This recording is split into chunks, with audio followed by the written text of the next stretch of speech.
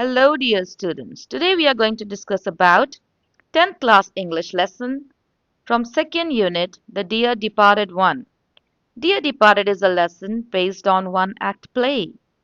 This is a story about an old man of 72 years with two married daughters and their bad behavior towards their father and his leftover property. Dear Departed title is actually an irony where nobody is dear to anyone in this lesson and nobody get departed. Let's discuss more about the lesson. The characters. Mrs. Amelia Slather, the elder daughter of Abel Merriweather, Mrs. Elizabeth Jordan, Amelia's sister, Henry Slather, Amelia's husband, Ben Jordan, Elizabeth's husband, Victoria Slather, Amelia's teenage daughter, and Abel Merriweather, the father of Amelia and Elizabeth. When the curtain rises, Mrs. Slather is seen lying the table. She is a vigorous, plump, red-faced, vulgar woman, prepared to do any amount of straight talking to get her own way. She is in black. She goes to the window, opens it, and calls it into the street. Mrs. Slather sharply, Victoria, Victoria, do you hear? Come in, will you? Victoria, a precocious girl, often dressed in colors, enters. Mrs. Slather, I'm amazed at you, Victoria. I really am. Be off now and change your dress before your Aunt Elizabeth and your Uncle Ben come. It would never do for them to find you in colors, with grandfather lying dead upstairs. Victoria, what are they coming for? They haven't been here for ages. So Mrs. Slather rudely calling her daughter Victoria to come inside the room. And Victoria is an intelligent girl. She always wears a colorful dress. She enters the room. Mrs. Slather told her daughter that she is surprised to see her. She actually is, and told her to go right now and change your dress before your Aunt Elizabeth and your Uncle Ben come. They would never like to find you in colorful dress because your grandfather lying dead upstairs. Then Victoria asked her mother, Mom, what is the reason for their coming? They haven't been here for so many years. Mrs. Slather, they are coming to talk over poor grandpa's affair. Your father sent them a telegram as soon as we found he was dead. A noise is heard. Henry Slather, a stooping, heavy man with a drooping moustache, enters. He is wearing a black tailcoat, grey trouser, a black tie, and a bowler hat. Henry, I'm wondering if they'll come at all. When you and Elizabeth quarrelled, she said she would never set foot in your house again. Mrs. Slather, she will come fast enough after her share of what our father's left. You know how hard she can be when she likes. Where she gets it from, I can't tell. So Mrs. Slather replied her, they are actually coming to talk over grandfather's leftover property. And she added that your father had already sent them a telegram as soon as we found he was dead. Here, Henry Slather enters. The description of Henry Slather is something like this, that he is a stooping, heavy man with a drooping moustache. He enters the room and he is wearing a black tailcoat, grey trouser, a black tie, and a bowler hat. You can see in the picture about his appearance. Now, Henry appeared and said that he is doubtful of the fact whether Ben or Elizabeth will come at all to their home, because at some point of time, when you, Amelia, and Elizabeth quarrel with each other, she said she would never set her foot in your house again. Mrs. Slather answered to her husband by telling she would come really quickly after her share of what our father has left for her. You know how difficult it is for her to come when she likes. Where she gets the courage from, I can't tell, she says. Henry, I suppose it's in the family. Where are my slippers? Mrs. Slather, in the kitchen, but you want a new pair. Those old ones are nearly worn out.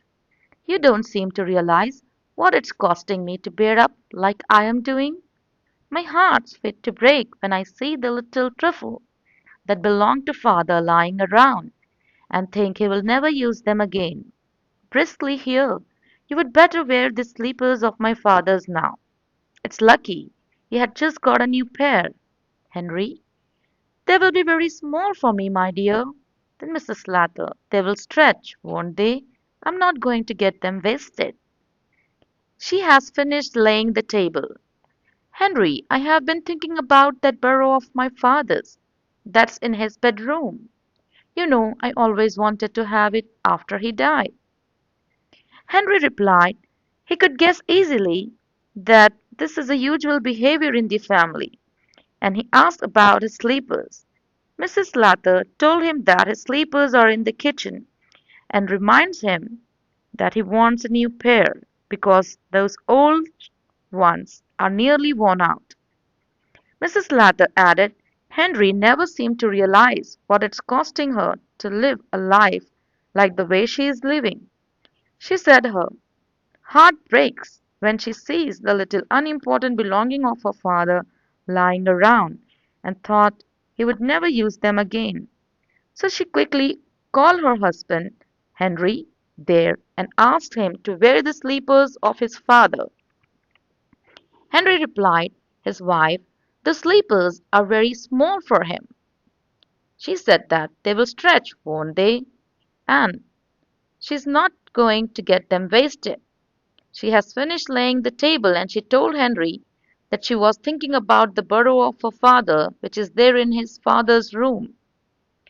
She said she always wanted to have that after he died. Henry, you must arrange with Elizabeth when you're dividing things up. Mrs. Lather, Elizabeth, that's sharp. She will see if I'm over after it, and we will drive a hard bargain over it. Henry, perhaps she has got her eyes on the bureau as well. Mrs. Lather, she got her eyes on the bureau as well. She has never been here since father bought it. If it was only down here instead of in his room, she would never guess it wasn't our own. Henry startled Amelia. He rises. Henry told his wife it's not a big deal to get the bureau. You must arrange it with Elizabeth when you're dividing things up. Mrs. Lather answered, my clever sister Elizabeth, if she sees I am after it, then we will have a difficult debate to negotiate over it. She told Henry it is possible Elizabeth has got her eyes on the bureau as well. Mrs. Lather didn't want her sister to know the truth about the bureau, that it belongs to father. So she told Henry that Elizabeth has never been here since father purchased it. So if it is only down here instead of in his father's room, she would never guess it wasn't our own. Henry looked at Amelia and he rises. Mrs. Lather, Henry, why shouldn't we bring that burrow down here now? We can do it before they come. Henry stupefied. I wouldn't care to. Mrs. Lather, don't look so daft. Why not? Henry, it doesn't seem delicate somehow. Mrs. Lather, we could put that shabby old chest of drawers upstairs where the burrow is now. Elizabeth could have that and welcome. I have always wanted to get rid of it. She points to the drawers. Henry, suppose if they come when we are doing it. Mrs. Lather, I'll fasten the front door. Get your coat off, Henry. We will change it. Mrs. Lather goes out to fasten the front door. Henry takes his coat off. Mrs. Lather reappears. Mrs. Lather insisted, Henry, let us bring that burrow down here. We can replace it before they come. The conversation between husband and wife is something like this, where Henry didn't want to make any changes, but Mrs. Lather refused to accept his suggestion, and she was stick to her own desire of replacing the burrow with the old chest of drawers of hers. Henry is aware of the fact that suppose if they come when we are doing these changes, she assured him that She will fasten the front door and told Henry to take his coat off. We will change it.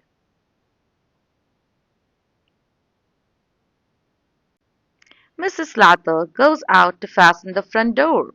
Henry takes his coat off. Mrs. Lather reappears. Mrs. Lather, I'll run up and move the chairs out of the way. Victoria appears dressed according to her mother's instruction. Victoria, what have you got your coat off for, father? Henry, mother and I are going to bring grandfather's burrow down here. Victoria, are you planning to pinch it? Henry, shocked. No, my child. Grandpa gave it to your mother before he died. Victoria, this morning? Henry, yes, Victoria. Ah, he was drunk this morning. Mrs. Lather appears carrying a handsome clock under her arm. Mrs. Lather, I thought I would fetch this down as well. She puts it onto the mantelpiece. Our clock's worth nothing, and this always appealed to me. Mrs. Lather, she says that she will run up and move the chairs out of the way. By the time Victoria reappears, dressed according to her mother's instruction, Victoria get curious and asked her father, "What is the reason? Why have you take your coat off for, father?" Henry replied, "My child, your mother and I are going to bring grandfather's burrow down here." Realizing the situation, she asked her father, "Are you both planning to steal it?" Henry got shocked and said, "No, my child, your grandpa gave it to your mother before he died." She asked, "Was it this morning he gave?" Henry replied, "Yes." And she says, "Ah, he was drunk this morning." Mrs. Lather appears carrying a handsome clock under her arm, and she thought she would bring this down.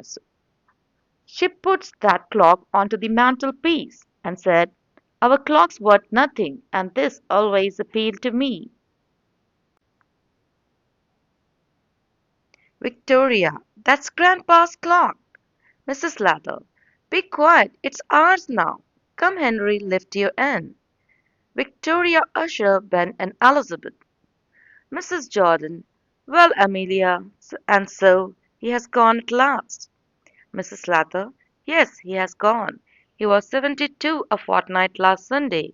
She sniffs back a tear. Ben Cripley, now, Amelia, you mustn't give way. We all have got to die sometime or other. Mrs. Jordan, and now perhaps you will tell us all about it. Mrs. Lather, father had been married this morning. He went out soon after breakfast to pay his insurance. Ben, my word, it's a good thing he did. Mrs. Jordan, he always was thoughtful in that way. He was too honorable to have gone without paying his premium. Victoria screamed out, "That's Grandpa's clock." Mrs. Lather stopped her and said, "It's ours now." Now Victoria welcomed Ben and Elizabeth. Mrs. Jordan reconfirmed the death of her father by asking, "Well, Amelia, he has gone at last." And she replied, "Yes, he has gone. Father was 72 years, a fortnight last Sunday." She sniffs back a tear. Ben sympathized Amelia not to be worried on the loss of her father. It's a fact. We all have got to die sometime or other. Then Mrs. Jordan requested Amelia to tell everything about her father. Mrs. Lather told her father had been married this morning. He went out soon after breakfast to pay his insurance. And Ben replied, "Thank God, it's a good thing he did." Mrs. Jordan said, "He always was really very thoughtful in that way, and he was too honorable to have gone without paying his insurance amount." Henry, and when I came in, I found him undressed, sure enough, and snug in bed. Mrs. Lather, and when we would finish dinner, I thought I would take a bit of something on a tray. He was lying there for all the world as if he was asleep, so I put the tray down on the bureau, correcting herself on the chest of drawers, and went to wake him. He was quite cold. They wiped their eyes and sniffed back tears. Mrs. Slater, rising briskly at length in a business-like tone, "Well, will you go up and look at him now, or shall we have tea?" Mrs. Jordan, "What do you say, Ben?" "Ben, I'm not particular." Mrs. Jordan, surveying the table, "Well then, if the kettle is ready, we may as well have tea first." Mrs. Slater put the kettle on the fire and gets the tea ready. Henry told them when he came in he found Abel Merriweather changed his clothes and dressed in room. Mrs. Slater revealed the whole incident before them, like how after finishing their dinner she thought of taking a bit of something on a tray and found her father lying on the bed as if he was asleep. By mistake, she says, so I put the tray on the bureau. Then she corrected herself and said on the chest of drawers, and went to wake him up. She found his father was dead. They wiped their eyes and sniffed back tears. Mrs. Latter asked them with a superior voice, "Well, would you like to go up and see the father, or shall we have tea first?" Mrs. Jordan asked her husband about his opinion. He replied he's not particular. Then she says, "Well, if the kettle is ready, they might have tea first." Mrs. Latter put the kettle on the fire and gets the tea ready. Henry, one thing we may as well decide now is the announcement in the paper. Mrs. Jordan, I was thinking of that. What would you put? Mrs. Jordan, well, we will think about it after tea, and then we will look through his bits of things and make a list of them. There is all the furniture in his room. Henry, there is no jewelry or valuable of that sort. Mrs. Jordan, except his gold watch. He promised that to our Jimmy.